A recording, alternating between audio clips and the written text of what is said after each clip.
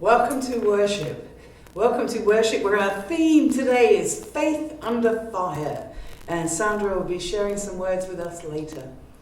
And before we get into our worship service, there's a couple of announcements this week. If you are watching this Sunday morning, we have a board meeting following worship at noon on Zoom. If you do not have the details to get into that meeting, please let me know on info@mccgainesville.org and I can send that to you.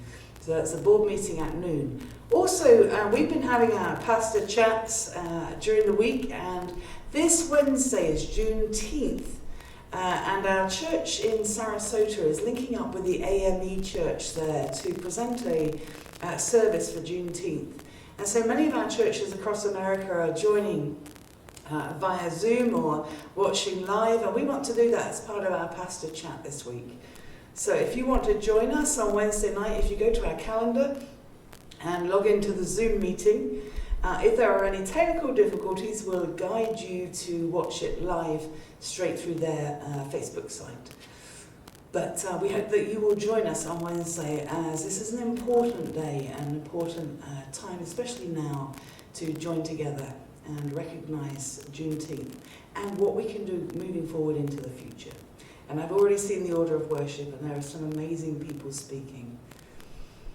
So we come into worship today, wherever we are and whatever time we're watching this, with many different things in our hearts and in our heads. So I invite you in this moment to breathe. To breathe in and to breathe out. Breathe in the Spirit of God and breathe out anything that is worrying us.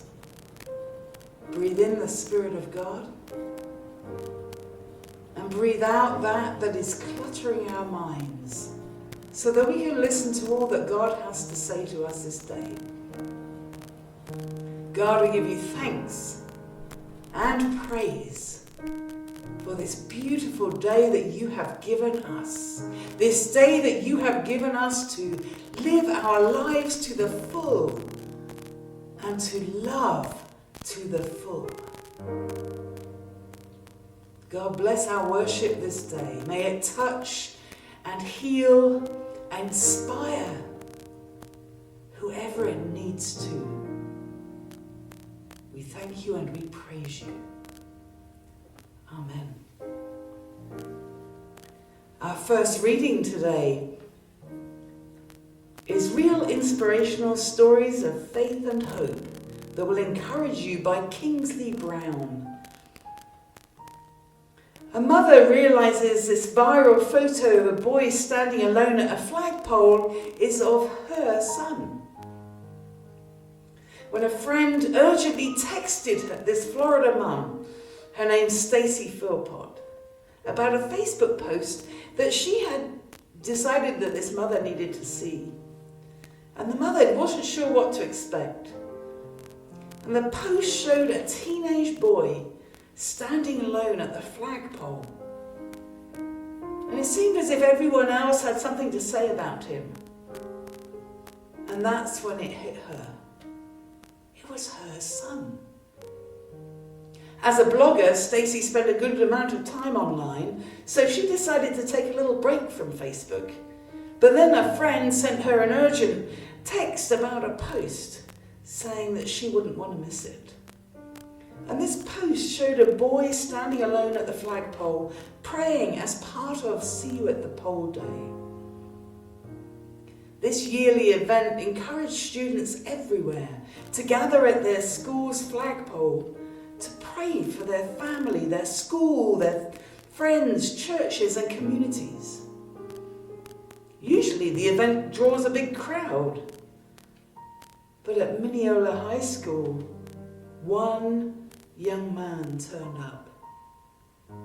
The brave boy stood all alone, praying by himself. A passerby was so touched by this that they snapped a photo of it and posted it on Facebook, saying, "I commend this young man that stood alone at Lake Mineola High School, See You at the Pole Day. I welled up with tears, happy tears, proud tears. I honestly didn't know it was today until after I had left and heard it on the radio. Please take a moment today to pray for our children, school teachers, and administrators. Pray for protection over them, guidance, wisdom, and a wonderfully blessed year. Comments poured in praising this young man for his courage and his parents for instilling such good values. Even folks who professed no faith commended this boy for standing up for this. This boy's testimony for his faith is so inspiring.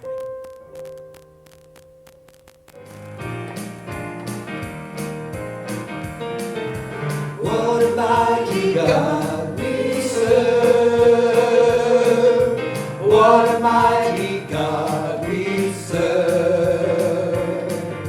Angels bow before you, heaven and earth adore you. What a mighty God we serve. What a mighty God we serve. Oh, so mighty.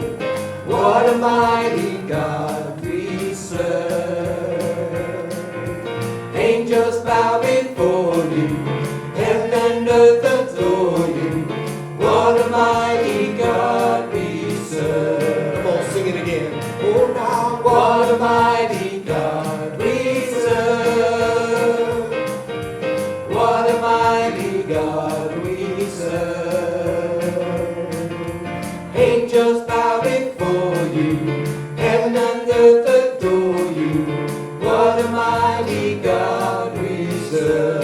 Angels bow before you, angels bow before you, heaven and earth adore you. I said, angels bow before you, heaven and earth adore you. Yes, angels bow before you, heaven and earth adore you.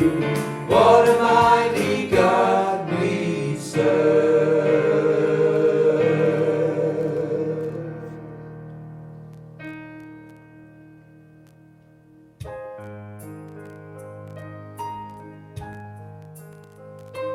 Sometimes we forget to look at how great our God is. And so this day, as you sing this song, celebrate all the wonderful things that God has done for you.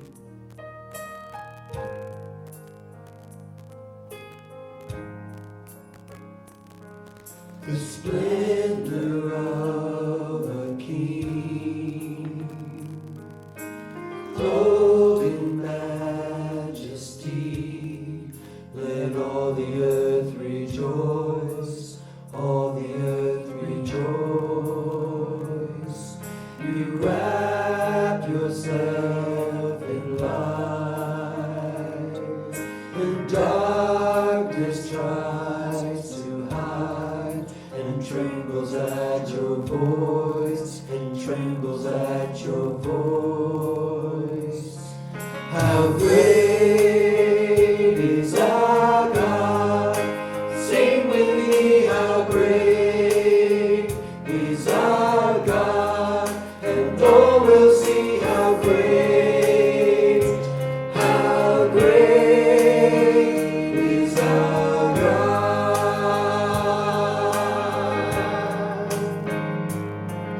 And age to age you stand, and time is in your hands, beginning and the end, beginning and the end.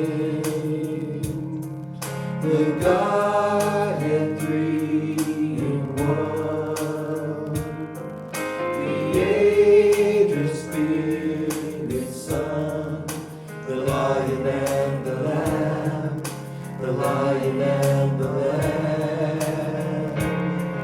How great is our God, sing with me, how great is our God, and all will see how great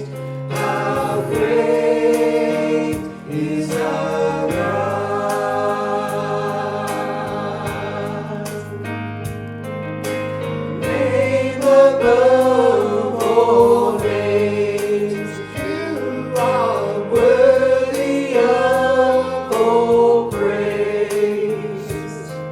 my heart will sing how great is our God.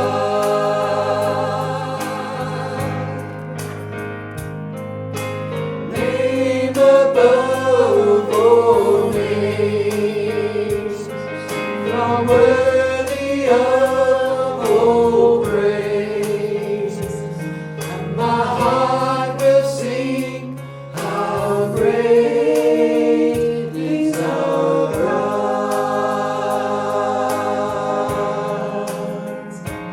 How great is our God. Sing with me, how great is our God. And all will see how great is our God.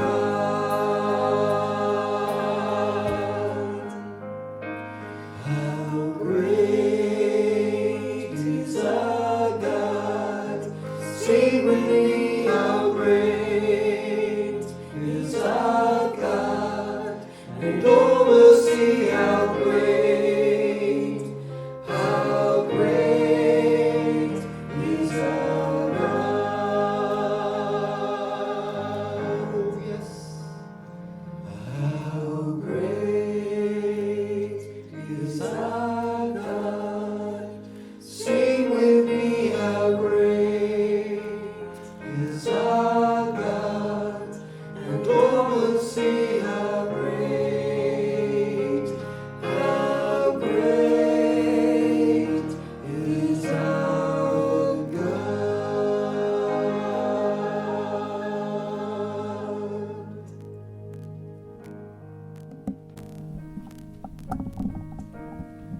Our second reading today is from Genesis 22. This is about Abraham being tested. Then God said, "Take your son, your only son, whom you love, Isaac, and go to the region of Moriah.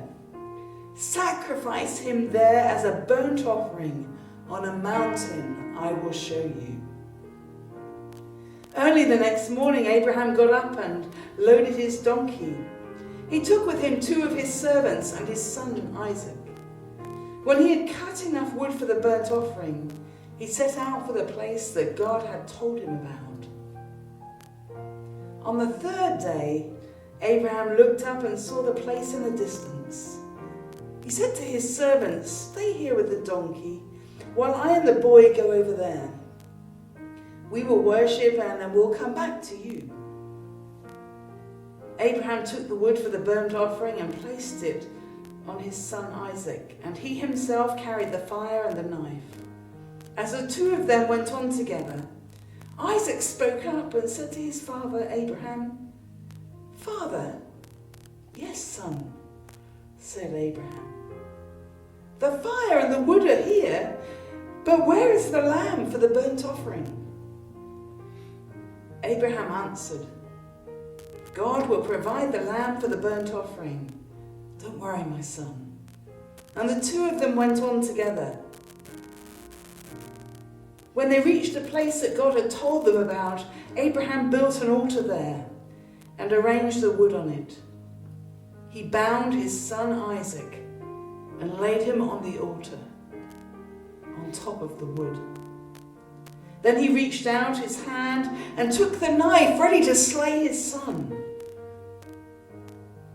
But the angel of the Lord called out to him from heaven, "Abraham, Abraham!" "Here I am," he replied. "Do not lay a hand on the boy," he said. "Do not do anything to him. Now that I know you fear God, because you have not withheld from me your only son, your only son." Abraham looked up, and there in the thicket he saw a ram caught by its horns. He went over and took the ram and sacrificed it as a burnt offering instead of his son. So Abraham called that place, "The Lord will provide." And to this day it is said, on the mountain of the Lord, it will be provided. God, you have provided for us this day and every day. And so many have provided to keep this church alive. We offer those gifts up to you today for a blessing. For a blessing, but also for the knowledge on how to spend the money, so that your work can continue to be done. In your name, may it be blessed. Light of the world, you stepped out into darkness. Open my eyes, let me see beauty that make this heart adore you. Hope of a life spent with you. So here I am to worship, here I am to bow down, here I am to say that you're my God, and you're altogether lovely, altogether worthy, altogether wonderful to me.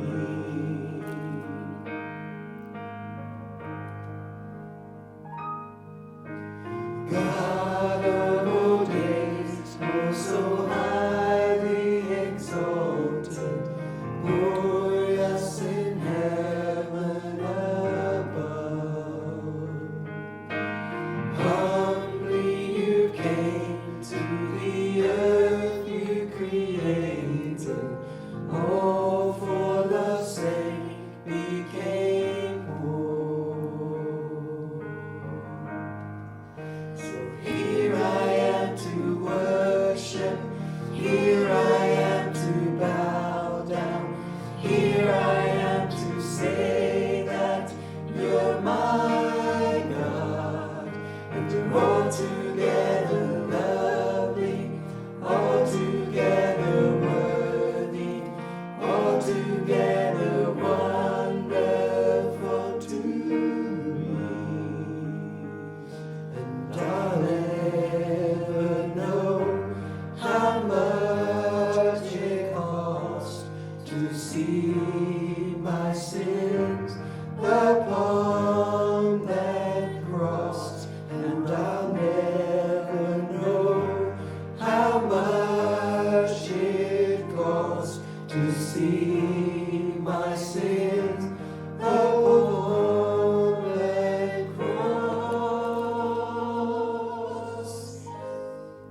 So here I am to worship, here I am to bow down, here I am to say that you're my God, and you're altogether lovely, altogether worthy, altogether wonderful to me.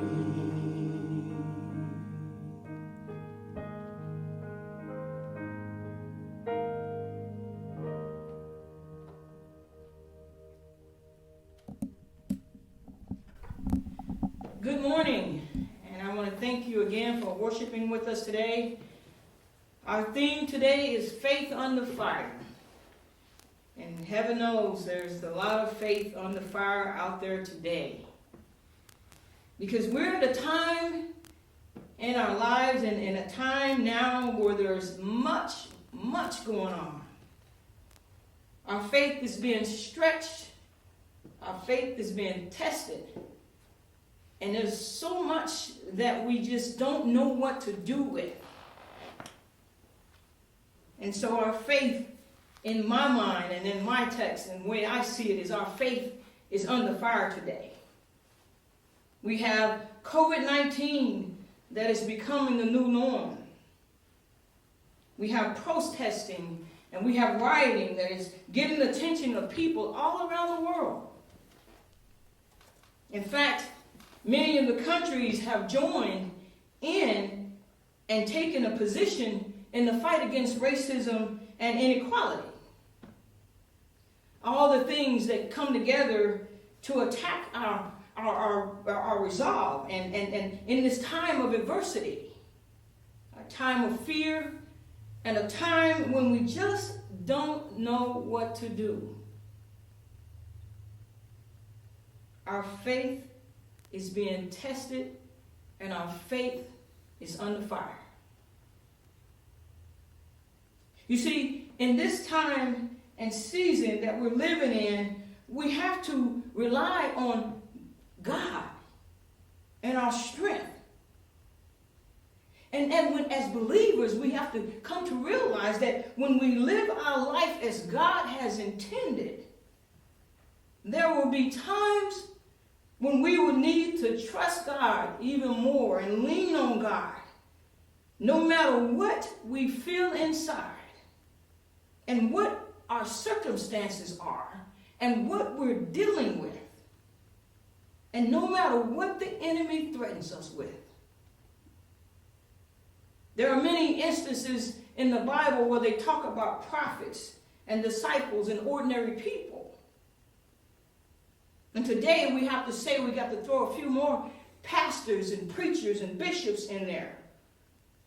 Ordinary people that are called to trust God unequivocally. You see, it's not easy to trust God in times when your faith is under fire and is being tested. But these people stood firm in their beliefs, and they trusted and believed in God anyway, no matter what. And their faith was proven to be genuine. Our first reading talked about a young boy who stood at the flagpole on the See You at the Flagpole Day. That young man had a lot of faith, had a lot of courage. And I believe that even though it didn't say it in the story, that every time they had that day, he was there. But on this day, his faith was being tested. His faith was under fire because there was no crowd to go out there and stand with him. And even though the crowd wasn't there, his friends wasn't there, the teachers wasn't there, the custodians wasn't there, he went out there anyway. Because he believed in that cause. He believed in what he was about to do. He didn't feel ashamed, and he didn't even feel embarrassed to pray in public. He stood there all by himself. You see, what was important to him in that moment and in that space and at that time was that he stood firm on his faith and he prayed to God even though he had to do it all by himself. What a marvelous thing for a young man. How many of us would have done exactly what he did? Put your faith on the line and trust in God no matter what the circumstances, no matter how it make you look. Stand firm on your belief that God will answer prayers. As the story goes, even folks who profess no faith commended this young man for standing up for his beliefs and his faith in God. His faith was under fire. His faith was being tested. But he stood firm. He stood firm. So I started thinking when I read that story, and I took it a step further. And I brought it in today to what we're going through now with the protesters and the rioters were no band of protesters out there fighting to end racism and to change, and the change for equality. What if it rested on your shoulders or my shoulders, and you was the only one that could go out there? You didn't have a group of people to go with you, just you. Think about that for a moment. You, all by yourself, required to take the sign that says Black Lives Matters and equality matters, change matters, and go out and walk up and down that street all by yourself. Could you do it? Could you put your faith to test just like that young man did? Could you do it? Or would you stay in the comforts of your home and do nothing? Or wait for somebody else to go out there? Could you do it? If your faith couldn't stand the test that the young man withstood, could your faith stand the test of Abraham? If God spoke to you right now and instructed you to take your only son, your only daughter, or your precious pet that you love so much to the top of the mountains and sacrifice them as a burnt offering, could you do it? Could you even start out on that journey to do what God had instructed you to do? Or would you be deeply engaged with conversation with God and say, God, I know this is not what you want me to do. I know you're not telling me to take my precious loved one up there and sacrifice them. God, you must have this whole thing twisted. Something's wrong with what you're telling me. Some of us would be totally defiant, dig in our heels and say, oh, no, I'm not doing that.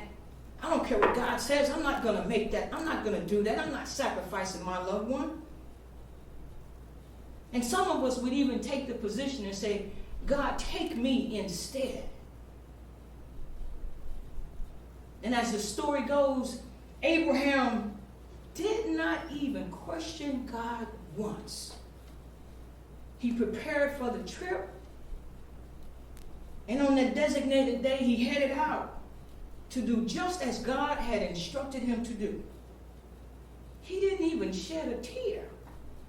I'm sure some of us would have been, if we did go up there, we'd be dragging our kid or our loved one, we'd be crying all the way. He didn't even shed a tear. He didn't even hold on to his son in fear for what he was about to do.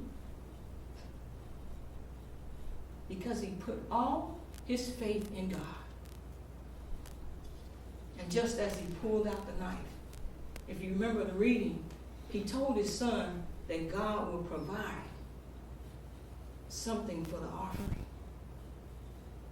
He already believed that God would provide something else instead of his son. And just as he was about to slay his son, the angel of God stepped in, called his name, and pointed him to a ram in the thicket, and he sacrificed the ram instead. I don't think many of us would have even gotten to that point. Abraham's faith was unyielding. He never second-guessed the directives of God. In Romans 4, chapter 4, verses 16 and 17, Paul identified Abraham as the father of faith, the forefather of all who believe. Abraham's faith was under fire, and he never wavered. Just like the protesters. They went out there. I'm sure many of them prayed to God for guidance and direction. And they went out there. They put their faith under fire. They put their faith to the test and went out and did what they believed God wanted them to do. Many of our pastors and preachers are in those numbers. They're out there doing what God has instructed them to do, putting their faith to the test, putting their faith on the fire, and not feeling any resolve or any remorse for anything that they're doing, getting locked up. But they don't care, because they're standing for a purpose, and the purpose that God had intended for them. They're out there. What about you? What would you do? Has your faith ever been under fire? And if it was, did you continue to trust God when it looked like everything in your life was a massive train wreck? I'm sure some of us have been there. Did you trust God when there was no evidence that God was standing by your side? Did you trust God when you did everything you could for your children and they fell by the wayside? Did you trust God when things just didn't seem logical, just didn't seem right? You lost your loved one, your mother. You didn't understand why God took your mother. You lost a loved one, someone very precious and special to you. Did you trust God that it was God's plan and that everything was going to be all right? And did you continue trusting God when the odds were stacked against you?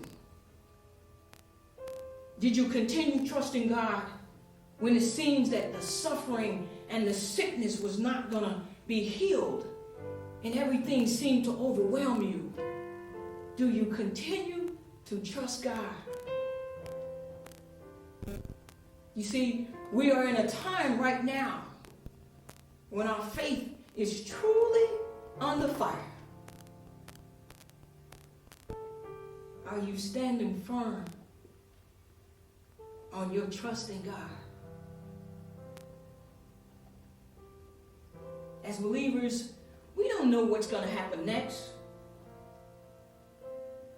But what we do know is that God works things together for our good. God, our trials are used as tools to promote our spiritual growth and our maturity. Look at what Abraham went through. His willingness to sacrifice his only son. And if you read the story, that wasn't the only test that God put Abraham through. God put Abraham through many tests. And not once did he question the will of God. See, God wants us to grow in every area of our life. But that growth doesn't come without a sacrifice. There can be no growth without testing. And there can be no testing without difficulties. If our circumstances never change, if everything is always good and comfortable in our life and we don't have anything that causes us to rely on God, where would we be? I once heard a saying that if you have never gone through anything, you can't share or tell anybody, anything about nothing. You can't tell them anything. Amen? Because it's those trials and tribulations that put us in a position where we can talk to somebody about what God has brought us through. Amen? The life of a believer is a life of faith. And we are called to live by faith from the beginning to the end. Our initial faith in Jesus promises salvation as a gift from God for a moment-by-moment life that encompasses all circumstances of life.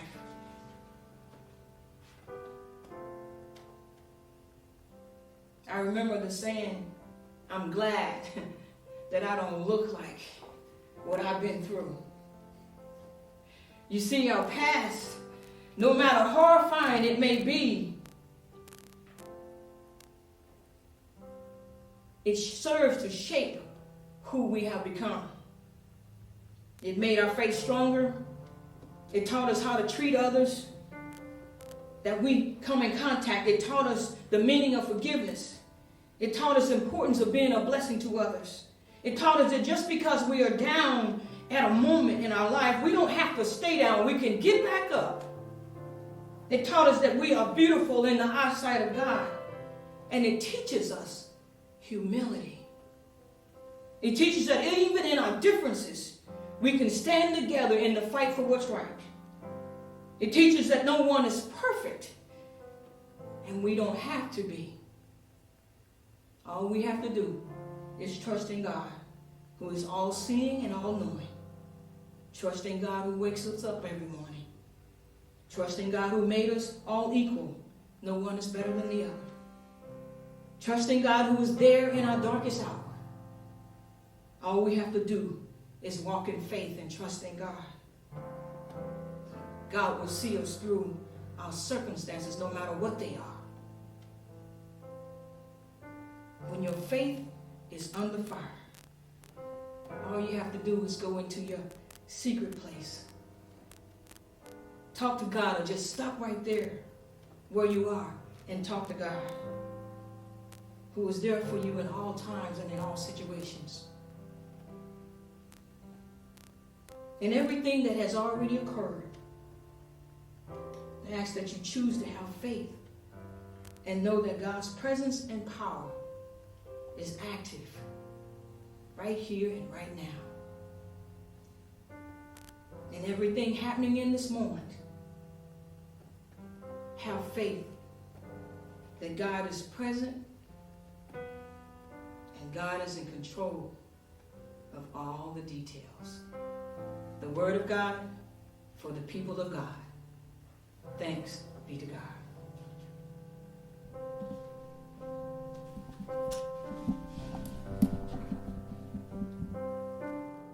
Why should I feel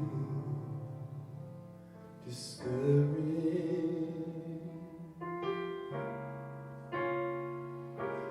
And why should the shadows come? Why should my heart be lonely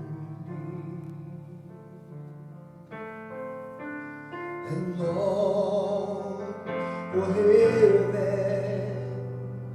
and home? When Jesus is my portion, my constant friend is He, for His eyes on the sparrow, and I know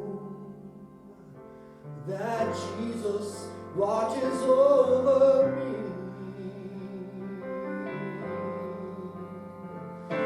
His eyes on the sparrow, and I know He watches me. Oh, I sing because I'm happy, and I sing because I'm free.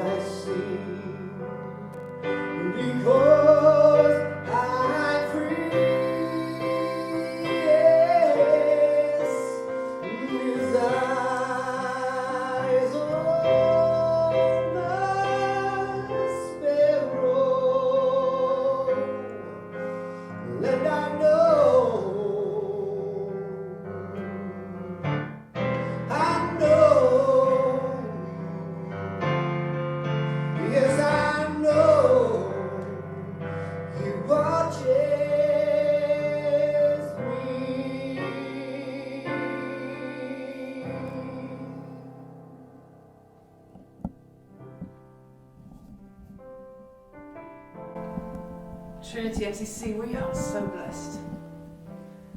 You've heard music from Jonathan that he sang from his heart. You heard words of wisdom from Sandra that she spoke from her heart. We are so blessed in this place. And I give God thanks for all the blessings that we have. And I hope that you do too. When we talk about faith under fire, I'm pretty sure that Jesus' faith was under fire. On that last night, he knew what was coming. He knew. But that was okay. He trusted God, and he knew no matter what, he needed to leave us something through the disciples and through the generations of people after. A message that says, it's okay. I've got you. I love you. And so this day, as you celebrate communion with me, I invite you to lift, whether it's bread or wafer, whatever you have, lift it up now. Look at that. And see that as a very symbol that has been given to you to remind you that when your faith is under fire, God is with you. Because Jesus took that bread, no matter what was going on, and gave God thanks for it. He blessed it. He broke it. And he shared it. And then he took the cup. And he gave God thanks for that. Just as you pick up whatever it is that you're celebrating with this morning, give God thanks for it. For everything that has brought you to this place. Just as Jesus did. And then he shared it. Saying this is a sign of the new covenant. Each of us has been given the gift of life. Through that life we live out our faith. And sometimes that faith is tested, as Sandra reminded us. But I pray this day, as you take this bread and you take your juice, that you're reminded God's got your back.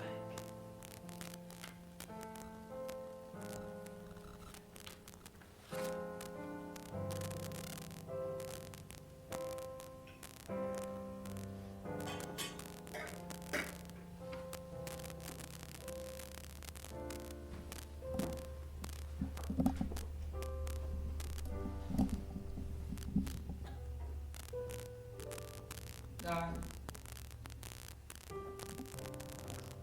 we come to you in this moment. We come to you asking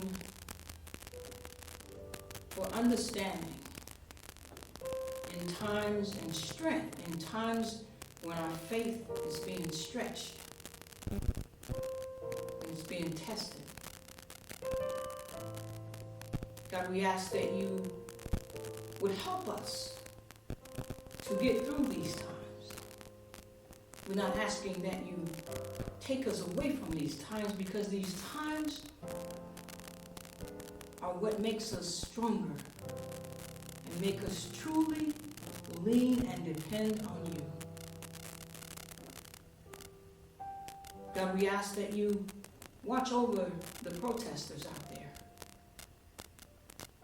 God, even though we understand that some of the things that are going on out there just may be a little unnecessary, but the overall meaning has a purpose, a deep purpose and a deep meaning.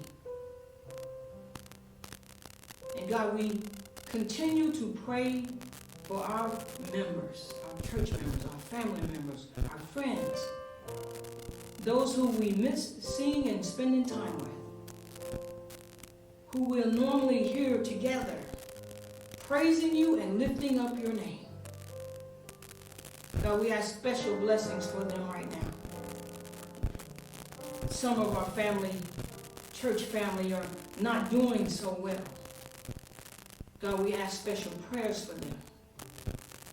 Wherever they are, God, we ask that you stand there with them. Even though they don't know that you're there, but we know that you are there. And that you are God, a merciful God, a graceful God, an uplifting God, a strengthening God. Because God, we need all those things right now. COVID-19 is still out there. So many people are running around refusing to acknowledge and continuing to affect others. God, we ask that you help them to understand what needs to be done so that we can combat this disease, this virus. God, I ask special prayers for my pastor and all that she goes through each and every day. The many people that she has to counsel and console to help them to just deal with the everyday things that are going on in their life. God, I ask that you go into the hospitals. Be there with the people who are suffering and who are sick. God, the hands of the doctors for those who are undergoing major surgeries. God, we all have things that we are going through, even things that we may not mention right now, but we know that you know, even what's unspoken from our mouth. We stand here on our faith. We stand here on our belief. And we continue to stand even in the face of adversity. God, I just have to say right now that we love you because we know you first loved us. And we want to thank you for all that you've done, all that you will continue to do. We lift you up. We glorify you and we magnify you. In your most precious name, amen.